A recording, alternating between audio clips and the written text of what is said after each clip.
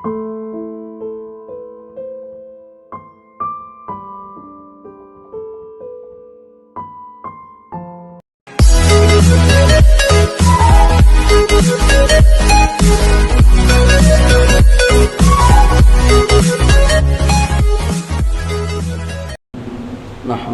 wa nasta'inuhu wa nastaghfiruh wa na'udzu billahi min syururi anfusina wa min sayyiati a'malina.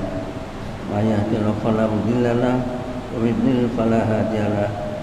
Asyhadu an la ilaha illallah la syarika lahu wa asyhadu anna Muhammadan abduhu wa rasuluh. Allahumma shalli wa sallim wa barik ala nabiyyina Muhammad wa ala alihi wa sahbihi ajma'in. La haula wa la quwwata illa billah. Jamaah hudur, bapak-bapak ibu yang dirahmati Allah, marilah kita persembahkan puji syukur kita kepada Allah SWT atas segala karunia nikmatnya, sehingga kita masih diberikan kesempatan mampu untuk sholat berjamaah bersama-sama di masjid ini. Pada zaman Nabi, para sahabat itu juga dalam kondisi kehidupan yang berbeda-beda.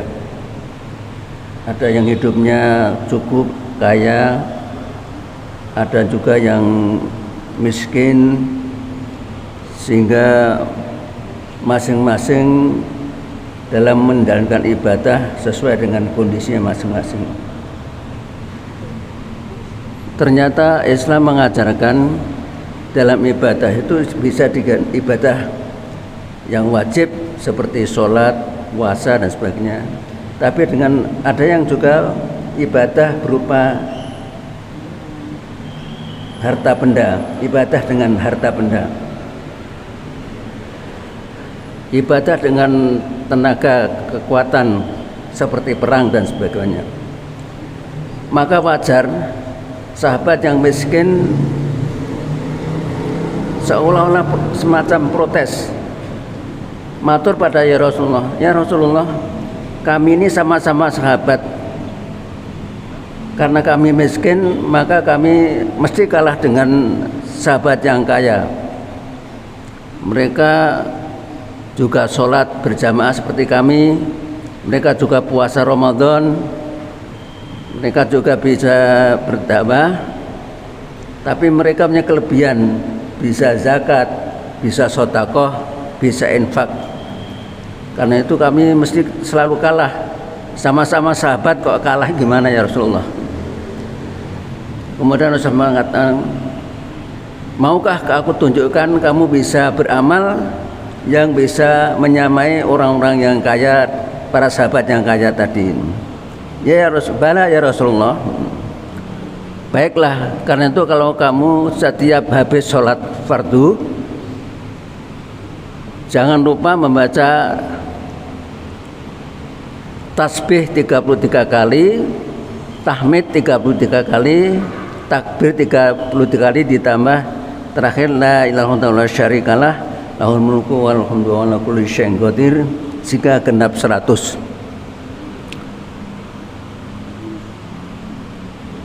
Jawaban Rasulullah ini kemudian oleh sahabat yang miskin diamalkan. Sehabis sholat wajib, apakah zuhur, asar, maghrib, isya, beliau tidak meninggalkan tasbih 33 kali, tahmid 33 kali, takbir 33 kali. Yang sebelumnya belum diajarkan. Sahabat-sahabat yang kaya kemudian tanya, loh kamu kok habis sholat kok tidak mat, kok lamcing salat, kok mat kok salam lencing? Biasanya bersolat ya istighfar terus pergi. Loh kamu masih ya?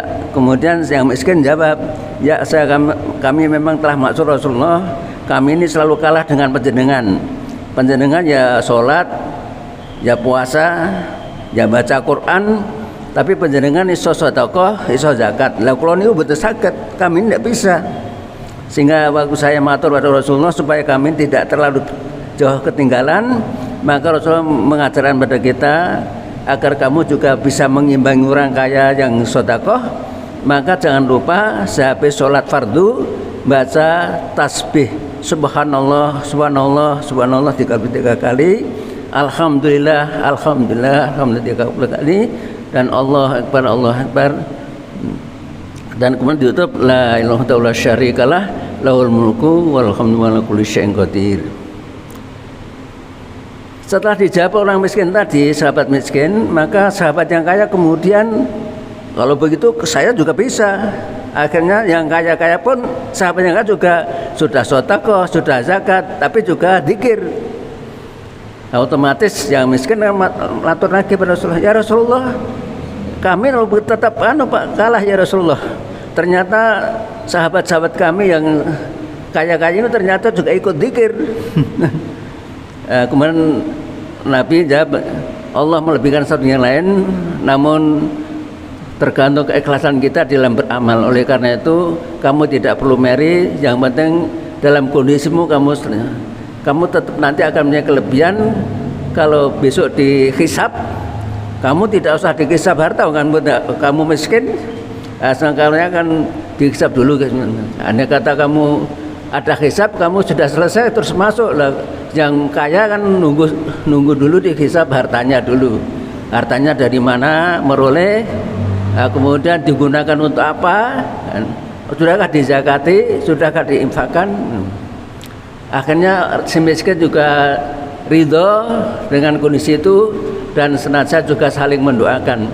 Yang kaya, sahabat yang kaya juga sama-sama berzikir, tapi juga selalu berasa memperhatikan yang miskin untuk dibantu dan ditolong dan sebagainya, sehingga timbullah kekompakan antara sahabat yang kaya dan miskin.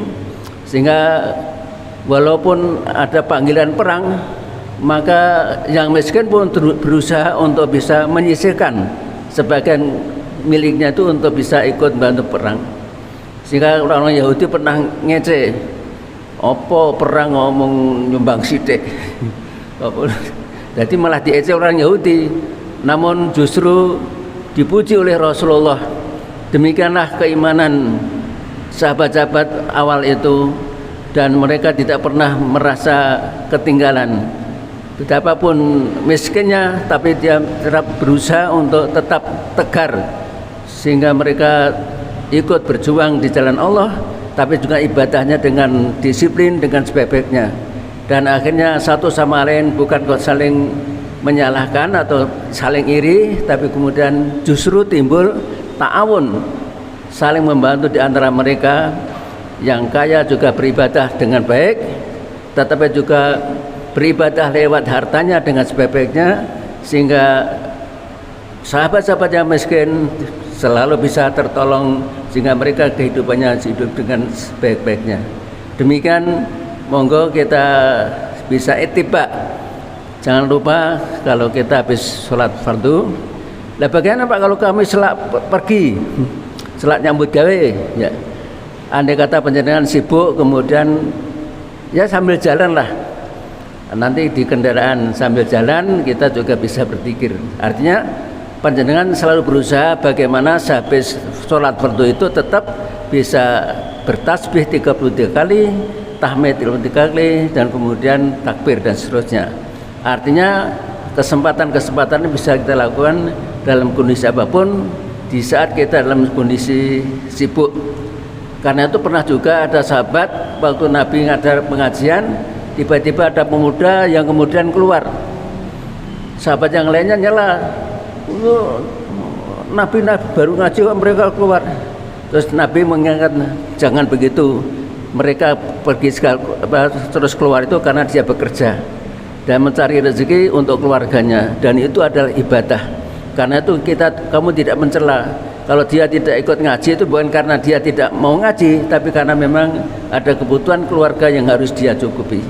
Demikian Nabi memberikan satu gambaran, jangan sampai kemudian kalau orang kemudian terus pergi, kemudian kita celah, tentu mereka akan punya kebutuhan yang lain yang tentunya kita tidak tahu.